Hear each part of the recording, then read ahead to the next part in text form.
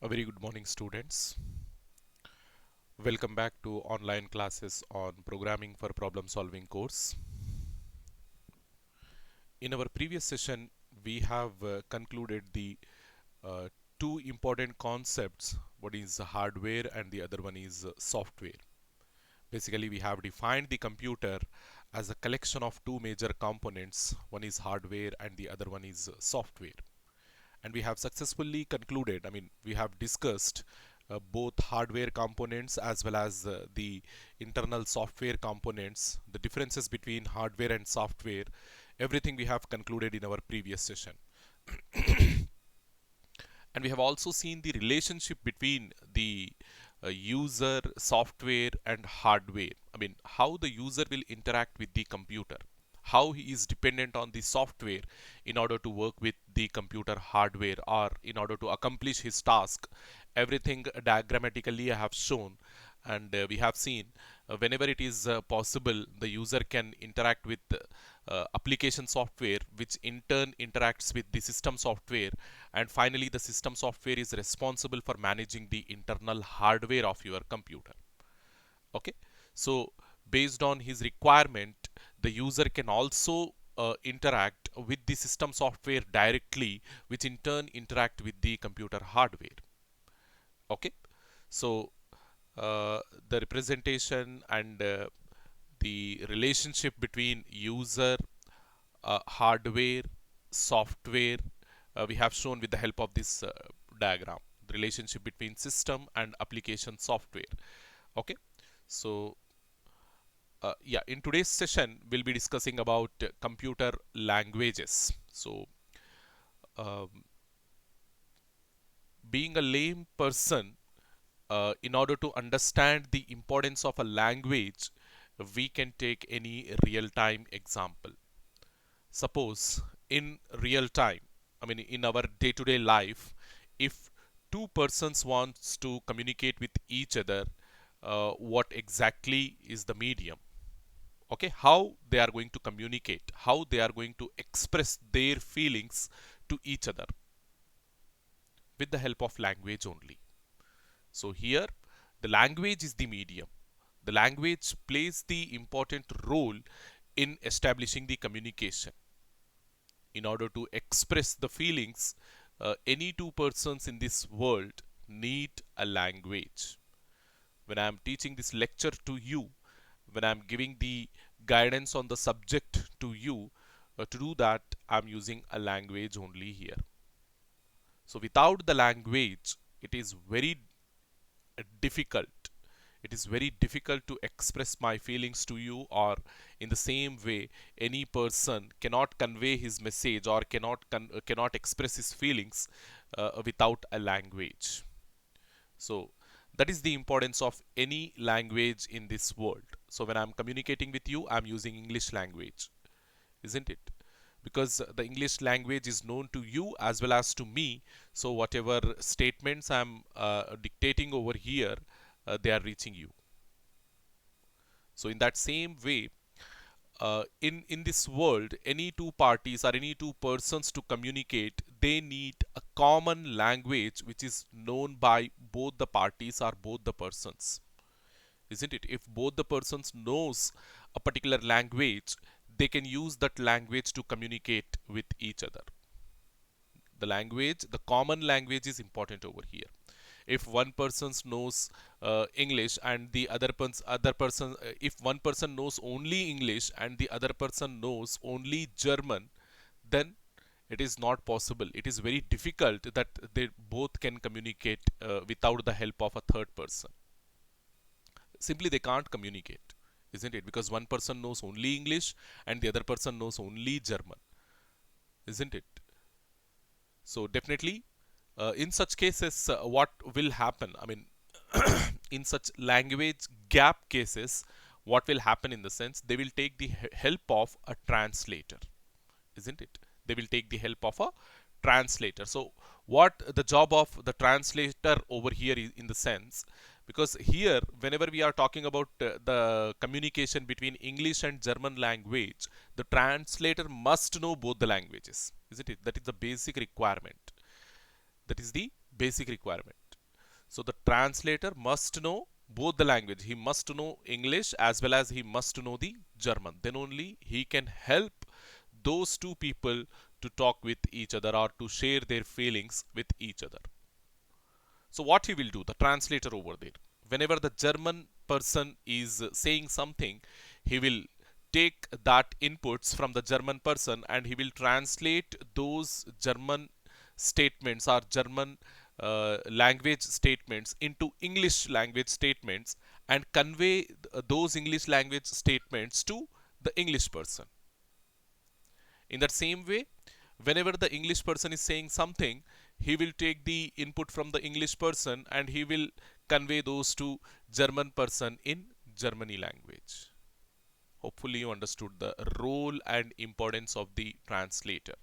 That thing to understand, let me just take you, I mean, whatever I have given just now, I will show you with the help of a picture over here. So what we said, we are having two parties, two persons. The first person, person 1, okay. The first person, person 1, we said he knows only English. He knows only English. The second person, the person 2, we said he knows only German. So what will happen? They both cannot communicate with each other because he knows only English and he knows only German. So we need a translator, a third party, a third person, a translator we need.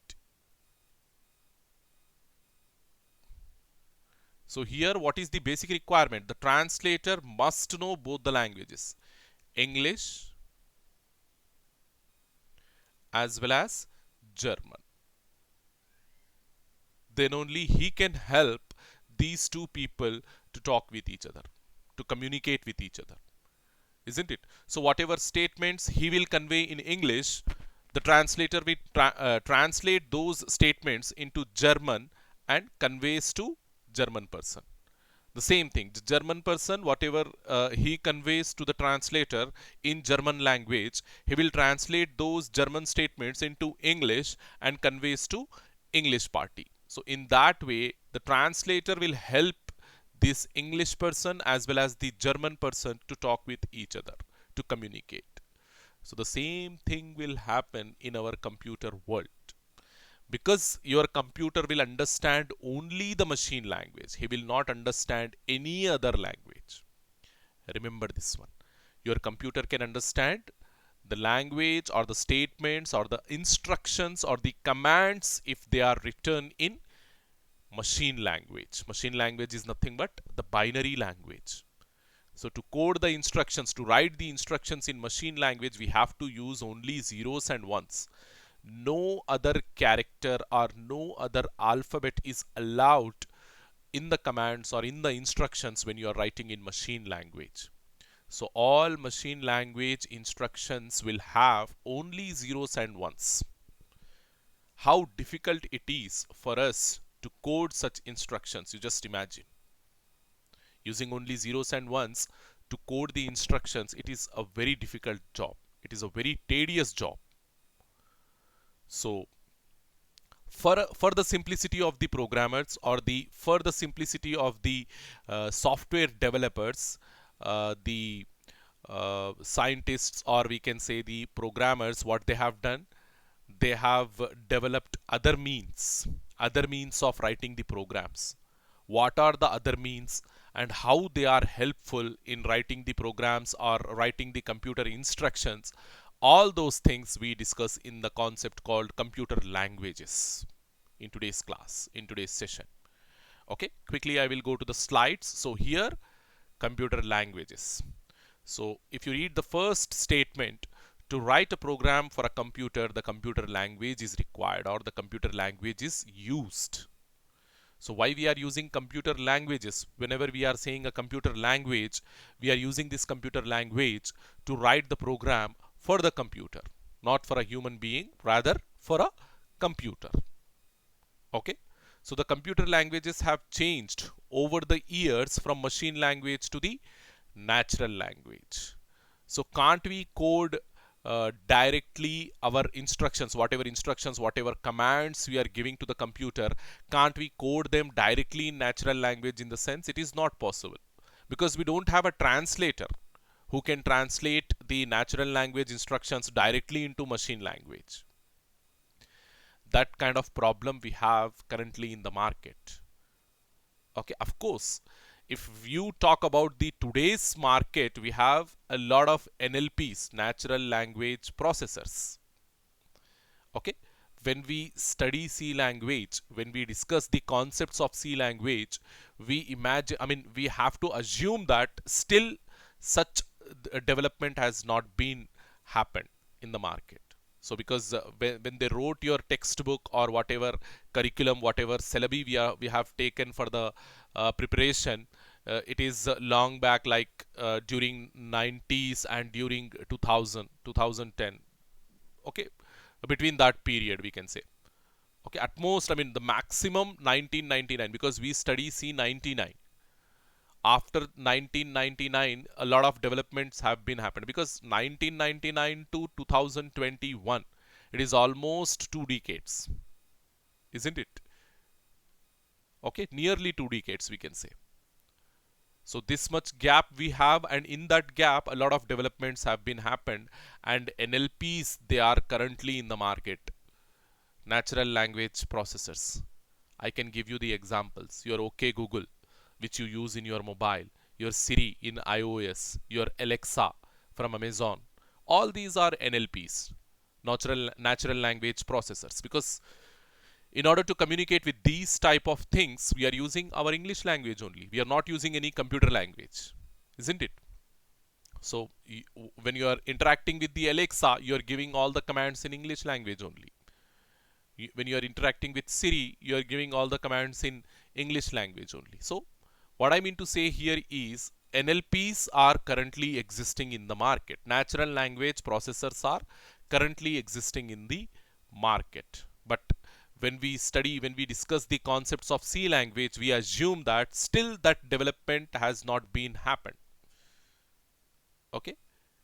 So yes, we said over the years what has happened, the computer languages have evolved from machine language to the natural language.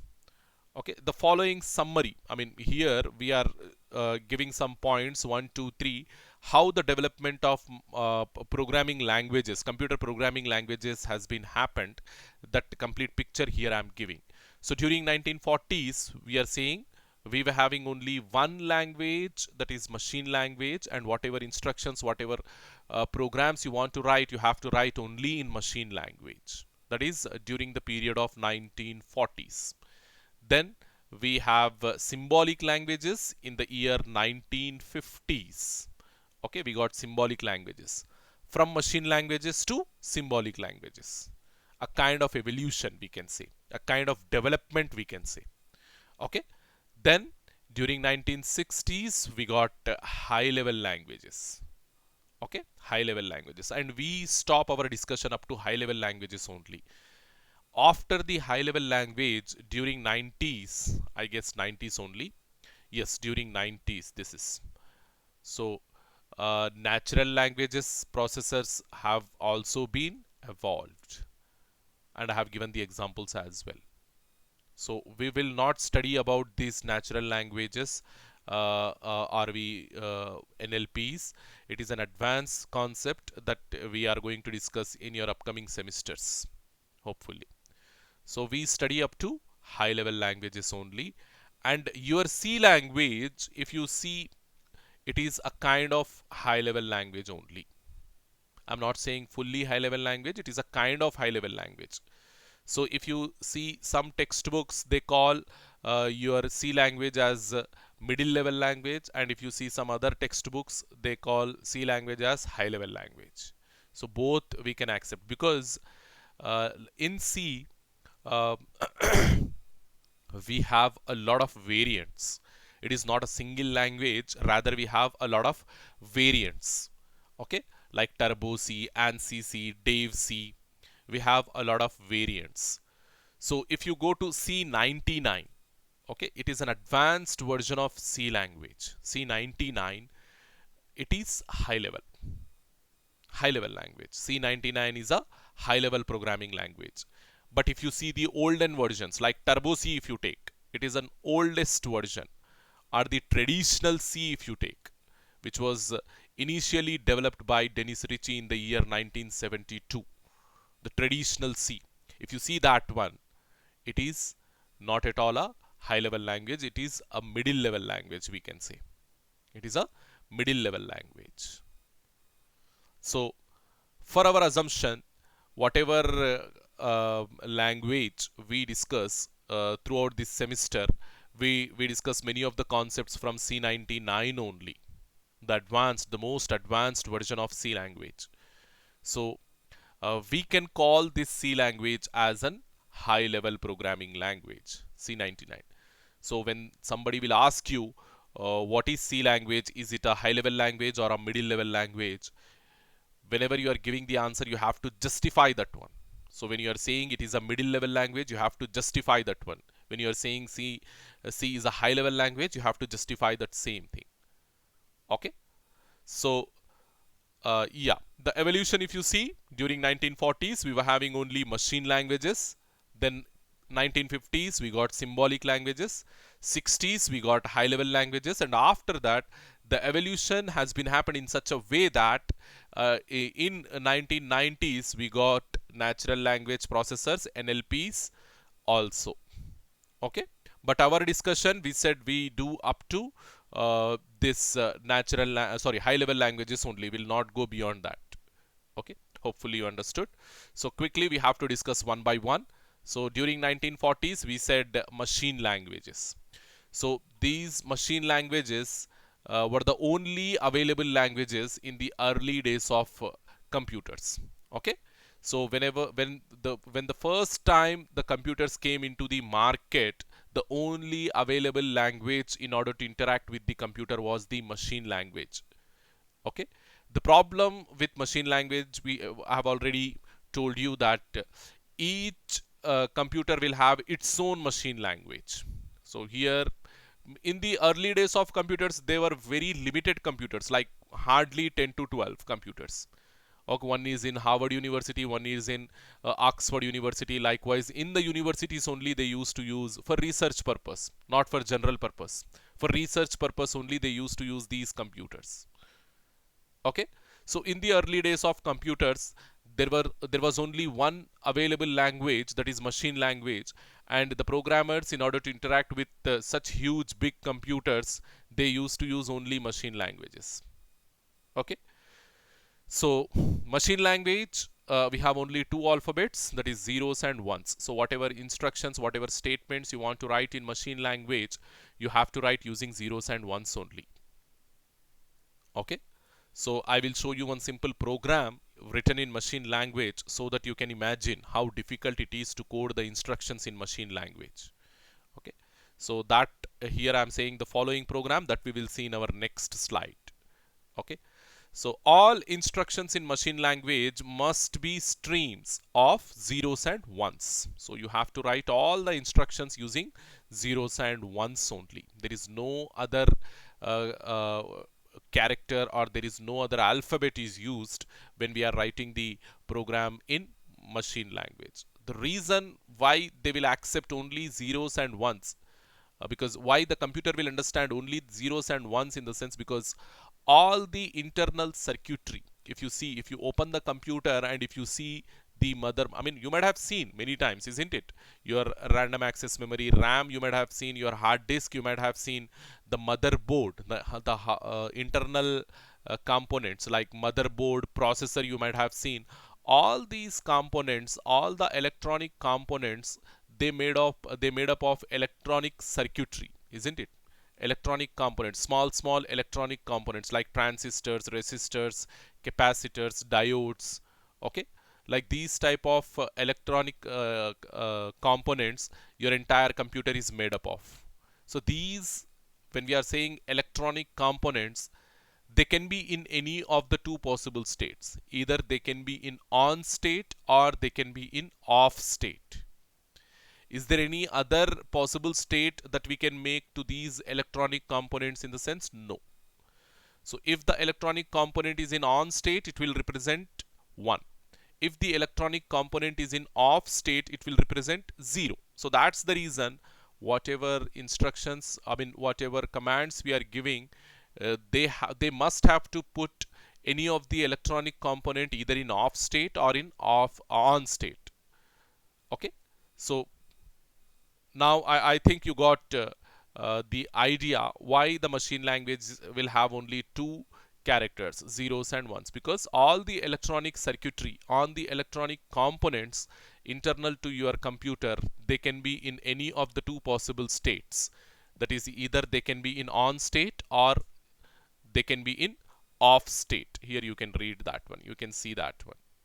Okay, so the off state is represented by 0 and the on state is represented by 1. That's the reason your entire machine language instructions we have to code using either zeros or using either ones. So this is the example for a simple program, a multiplication. So in order to multiply two numbers, we have to write this much of code inside your computer.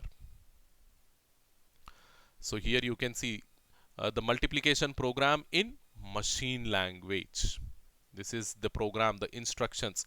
As you can see, all these instructions, they are having either 0 or 1.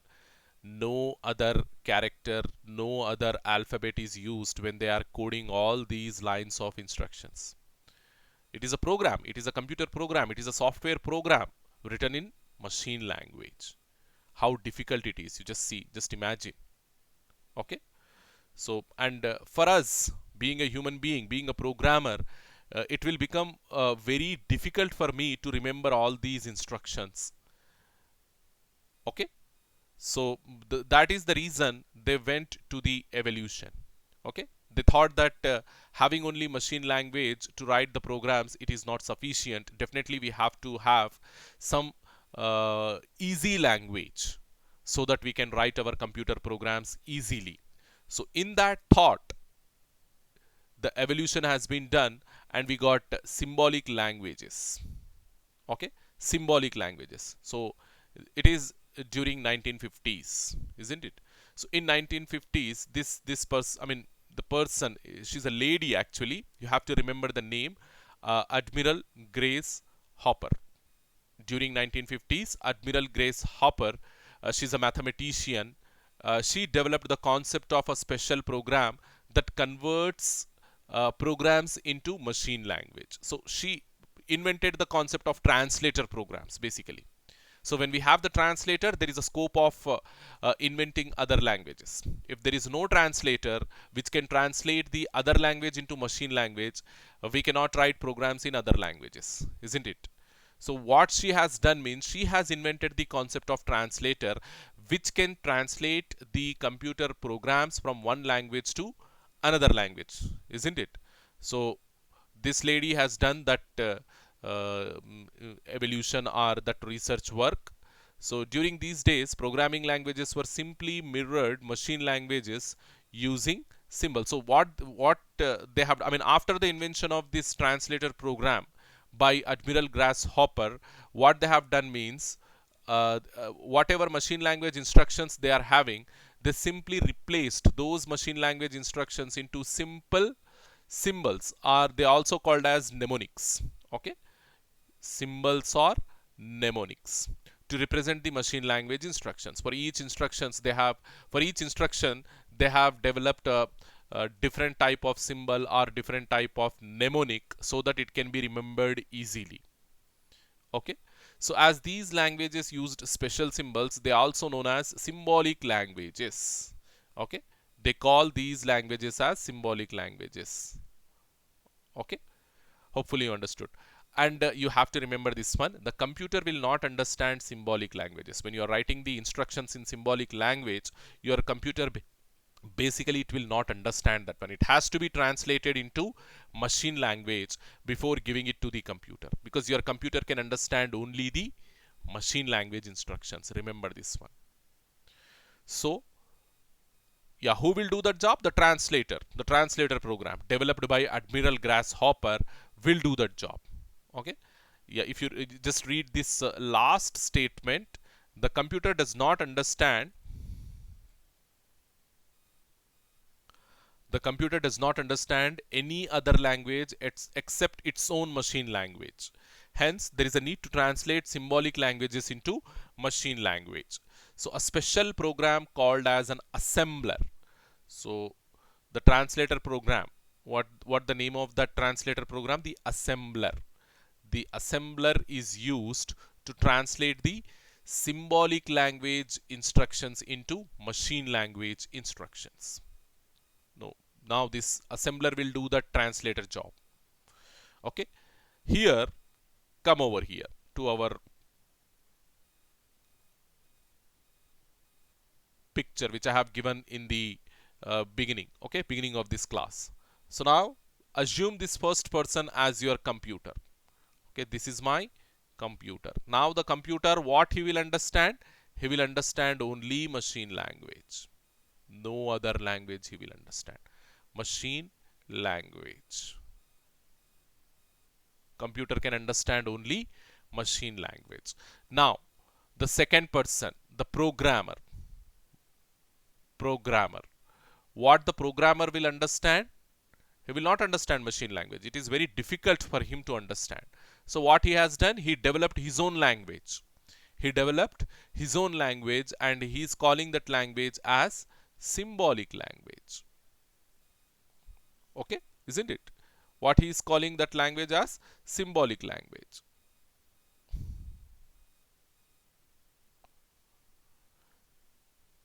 Yeah, now there is a language gap. Does the programmer understand machine language? No. Does the computer understand symbolic language? No. So what we are doing? We are taking the help of a translator, and that translator we called it as assembler. Okay, assembler. Now what the assembler is doing? He is translating the symbolic language instructions into machine language instructions. So the assembler has to know both the languages. The assembler has to know the computer's machine language as well as the assembler has to know the programmer's symbolic language. Exactly that thing is happening over here. The assembler, he simply translating the symbolic language instructions into machine language instructions. Hopefully you understood this one. Okay. So, and as symbolic languages are assembled using an assembler into machine languages, they are also called as assembly languages. Okay, because we are using assembler in order to translate or in order to convert our symbolic languages into machine languages, we also call symbolic languages as assembly languages because we are using assembler. Hopefully you understood. So here it is an example for assembly language program. Okay, or the symbolic language programs. To some extent it is easy to understand and to remember when compared with machine language. This is your machine language. It is very difficult, only zeros and ones. We can't remember and we can't code instructions in such a way. But when it comes to symbolic language, it is somewhat easy when compared with machine language. But still there are drawbacks, still there are problems in symbolic language. Because the symbolic language programs are machine dependent. It is different for machine to machine. They are dependent on computer hardware. We still need to remember some of the hardware instructions. It is not like universal instructions. Universal means what? Wherever you go, you have to write the same code. But here it is not like that. Symbolic languages, they are dependent on machine, computer hardware, and they are different for machine to machine. Okay. So still there is a problem in symbolic languages as they are dependent on a computer, and symbolic language instructions are hardware dependent. Okay, that's the reason we cannot make the symbolic languages as portable. Portable means we cannot write the same code for all the machines. You have to write a different code for every individual machine. Because of that problem, they invented the high level languages. High level languages. So just read this one. Symbolic languages require the programmer to concentrate on the hardware of the computer that they were using. What they have to do? They have to focus on computer hardware. So they cannot completely focus on the logic to be implemented. Rather, they have to focus on the computer hardware also. Okay. as these languages are still dependent on machine. Why they need to focus on computer hardware in the sense? Because symbolic languages are not completely free of the machine.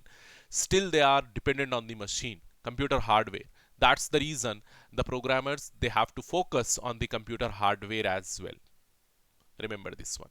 So writing programs in symbolic language is very difficult because each instruction has to be coded separately. Separately, when I'm saying, it is from machine to machine, not on a single machine, rather machine to machine. And symbolic languages, they are not universal, as I said.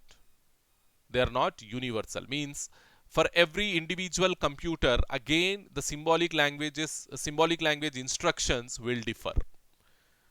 In one computer, if you are coding a particular statement in one way, the same statement, the same instructions you have to code in a different computer in a different way. Because whenever we are coding the instructions in symbolic language, we are using some of the hardware information over there. And as you know, hardware from machine to machine, it is entirely different. So because of that reason, not all the statements written in symbolic language are same for all the machines. They are dependent on the machine hardware, and it is different from machine to machine. Hopefully you understood. So because of that reason, we are saying symbolic languages are not portable at all. Okay. So because of these issues, if you see the third statement, because of these issues, programmers thought that there is a requirement of sophisticated and efficient programming techniques. Efficient, when I'm saying, we must not focus on the computer hardware. Rather, we can fully focus on the programming logic to be implemented. Okay. This led to the development of high-level programming languages. So that high-level programming languages, they are completely independent. You read the last statement. High-level languages are machine independent. They are completely independent of the computer hardware. That's the reason they are portable. Portable means we can write one single program for a group of computers. Okay. No need to bother about without bothering about the computer hardware, without bothering about the internal circuitry. Simply we are writing one common program for a group of computers, for multiple computers. Okay, that is the portability mechanism. Okay, they allow the programmers to concentrate more on the application. Application is nothing but programming logic. So now they are free from uh, the burden of thinking about the computer hardware. Now the programmers, they are free from that burden. So now what they can do, they can use that extra effort to focus on the application, to focus on the programming logic. Okay, so rather than computer hardware. So the programmers can concentrate more on applications rather than computer hardware. So rather than, when I'm saying, so they are the programmers, they are free from focusing on the computer hardware now. Hopefully you understood. So yes, now the programmers, they are also free from remembering the mnemonics or symbols, okay, which are specific to the computer. Specific in the sense different from computer to computer. So now they no need to remember those specific those mnemonics or those symbols. They are free from that one. And high level languages are universal, means you can write once and you can execute everywhere without even bothering about the computer hardware. Okay, so but still your computer, it cannot understand the computer high level languages. It cannot understand. Still, like symbolic languages, these languages, I mean the high level languages, also need to be converted into machine language before giving it to the computer. Okay, your symbolic languages, they need translators. Your high level languages, they too need translators. Okay, the process of converting high level languages into machine level languages is known as compilation. Okay, why we are saying compilation means because we use a different type of a translator program over here, and that translator program is nothing but your compiler. Okay, to convert the high level language instructions into machine level language instructions, we are using compilers. Remember that one, this one. Okay, the most widely used high level language was Fortran. Fortran is a high-level language program. It was created by John Backus. Here, John Backus and IBM team. He is not alone when he developed this Fortran high-level language. He worked with a team. That team belongs to IBM. In the year 1957, he has invented this Fortran high-level language. Okay, it is still in use in specific scientific and engineering applications. Okay, Fortran, it is still under use. Okay, COBOL was another high level language used by, again, Admiral Grace Hopper. Okay, the lady Admiral Grace Hopper, who has done the invention of your translator, first translator program. So she developed COBOL language as well. Okay, so after that, in the year 1972, our Dennis Ritchie, okay, our Dennis Ritchie, he invented C language. It is also, for our consideration, we said it is also a high level language. Okay, used for developing system software and other application programs. Hopefully you understood all these things. So this is a program written in C language. Same thing for multiplication of two numbers, a simple program written in C language. So now it may be very weird to you. You may be not understanding anything other than these simple comments from here to here. All these instructions are programming instructions.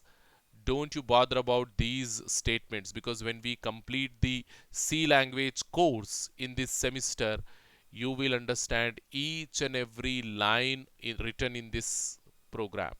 And believe me, you will be in a position to write your own computer programs. That sort of guarantee I can give. Okay. So in our next class, hopefully we will see another concept, that is creating and running programs. So how we can write our programs in any programming language, and how that programs will be converted into machine language. I mean the process of translation. Translating the symbolic language or translating the high level language programs. Basically we discuss high level language programs only, because we are not focusing on symbolic language. As a category we have studied, but we are not going to focus more on these symbolic languages. Rather we focus on high level languages only, because our C, it is a high level language. So we need to know how to translate a high level language program, or how the computer will translate that high level language program into machine level language programs before processing it. Okay, step by step we'll go, step by step we will discuss all these things. Okay, yeah, and attendance, as usual, it is very important, and you have to attend the video, you have to solve the questionnaire, then only you will get the attendance. Thank you very much, students.